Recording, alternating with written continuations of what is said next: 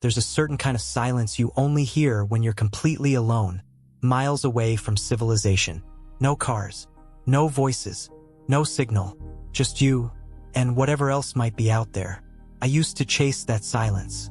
Back in my mid-20s, before life got busy, before responsibilities stacked up, I had this habit of disappearing into the wilderness for days at a time. No phone, no backup plan, just a backpack and a map. The deeper, the better. Most people called it reckless. To me, it felt like freedom. And for a long time, it was, until one trip changed everything. It was deep in the Cherokee National Forest, a place I'd been to before. Endless trees, rolling mountains, and trails that could swallow you whole if you weren't paying attention. I'd been out there for 2 days already, completely off the grid. No other hikers, no sounds except wind through the trees and my own footsteps. Honestly, it was perfect. The kind of trip you don't want to end. But nature doesn't care how perfect things feel. Can flip everything in minutes. I remember it clearly, the moment things started to shift. Late afternoon, day 2. I noticed the sky first. Dark clouds were building fast on the horizon, rolling in heavy and low. At first, I didn't think much of it. I'd hiked through storms before. Rain in the woods isn't unusual. But this felt different. The air changed. You could feel it before anything even happened. The temperature dropping, the wind picking up in sharp, sudden bursts. The kind of wind that doesn't just pass through the trees. It pushes them. Within an hour, the forest didn't feel peaceful anymore. Felt tense. That's when I knew I needed to find shelter. The problem was, I was in a bad spot, elevated, exposed, and with nothing but thin tree cover around me. No rock formations, no dense areas, nowhere to really hide from what was coming. And then the rain hit. Not gradually, not gently. It slammed down like someone flipped a switch. Within seconds, I was completely soaked. The trail turned slick under my boots, and the wind got so strong it was bending smaller trees sideways. I could actually hear branches snapping somewhere above me. That sound sticks with you, because you know it only takes one wrong fall. And then came the lightning. Close. Way too close. Each strike cracked through the sky like it was splitting the air open, and suddenly I became very aware of one detail I had completely ignored before.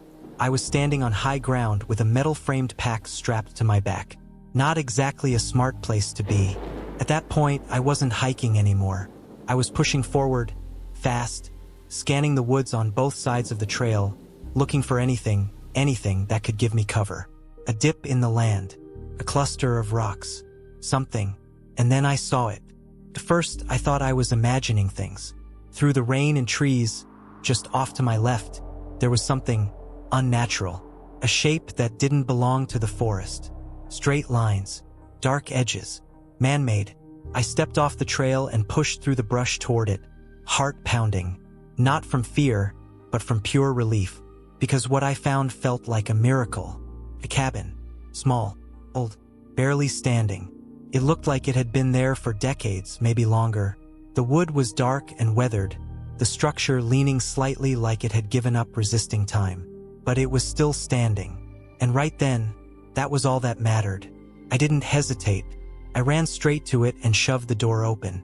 Inside, it was dim, quiet, dry. That alone felt unreal. There wasn't much to see. A broken chair, a small table, and what looked like the frame of an old cot pushed against the wall. A stone fireplace sat in the corner, clogged with ash and debris like it hadn't been used in years. And the smell, it hit instantly. Damp, rotting, stale. Like the place had been sealed off from the world for far too long. But I didn't care. Not even a little. I was drenched, freezing, and running on pure adrenaline. Survival mode had taken over. Comfort didn't matter. Cleanliness didn't matter. I just needed to get out of that storm. I dropped my pack, peeled off my soaked outer layers, and without even thinking twice, I laid down right there on the floor. No inspection, no second thoughts, just exhaustion. Outside, the storm kept raging, wind slamming into the walls, rain hammering the roof like it was trying to break in. But inside it was quiet, too quiet. And as I lay there, staring up into the darkness of that old cabin, I started to realize something. This place, didn't feel abandoned. First, I told myself it was just my imagination. That feeling that I wasn't alone in that cabin. It didn't make sense. The place was clearly abandoned. No fresh footprints, no supplies, nothing to suggest anyone had been there in years. But still, something felt off. I lay there on the cold wooden floor, staring up into the darkness, trying to slow my breathing. The storm outside was still raging, but it had become background noise now, like static. That's when I heard it. A sound that didn't belong to the storm. A slow, deliberate creak. Not from the roof, not from the wind, from inside the cabin. I froze. Every instinct in my body kicked in at once, but I didn't move. I just listened. Another creak, this time clearer, like weight shifting on old wood. Somewhere behind me. Now, here's the thing about being alone in the wilderness: you get used to identifying sounds. Your brain learns what's normal and what's not. And that wasn't normal. I slowly pushed myself up onto my elbows, trying not to make a sound. My eyes strained to adjust to the darkness, scanning the corners of the cabin. The chair, the table, the empty cot frame. Nothing. But the feeling didn't go away. If anything, it got worse. Then I heard something else. A faint dragging noise, like something being pulled very slowly across the floor. I turned my head, inch by inch, toward the back wall of the cabin, the side I hadn't really paid attention to when I came in. And that's when I saw it. The cot. It wasn't against the wall anymore. It had moved. Not a lot. Maybe just a few inches. But enough that I knew it hadn't been in that position before. I felt this cold wave run through my chest. Not fear in the normal sense. Something deeper. Something instinctive. Because there was no explanation. No wind could have done that. No animal could have moved it that quietly, that precisely. And then silence. The kind of silence that presses against your ears.